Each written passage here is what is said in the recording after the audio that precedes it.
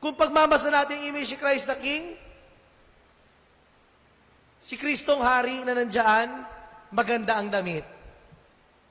Si Kristong Hari na nandiyan, nakaupo sa trono. Si Kristong Hari nandiyan, ang nasa kamay, ay baston, simbolo ng kapangyarihan. At sa ibang mga litrato, si Kristong Hari mayroong korona ng ginto.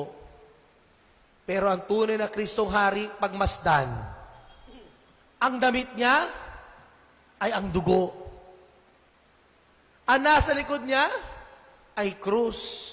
Ang nasa kamay niya, pako. At ang nasa ulo niya, koronang tinik.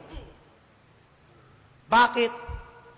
Sapagkat ang kriteria ni Jesus ay iba sa kriteria ng mundo. Hindi katulad ng kriteria ni Pilato. Dapat makapangyarihan ka. Dapat marahas ka.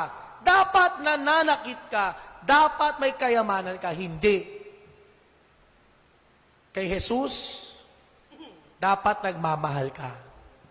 Kay Jesus, dapat nagpapatawad ka. Kay Jesus, dapat ang ligaya galing sa Panginoon. Kay Jesus, hindi dapat ang hari ang binubusog, kundi ang hari ang nagpapabusog sa bawat isa.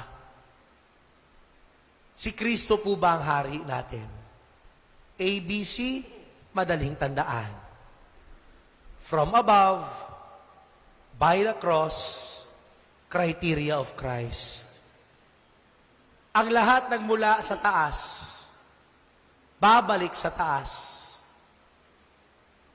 At para makarating sa taas, kailangan dumaan sa krus. At kailangan yakapin ang kriteria ni Jesus. Ang tanong, si Kristo po ba ang hari natin? Sino ang hari ng buhay natin? Amen.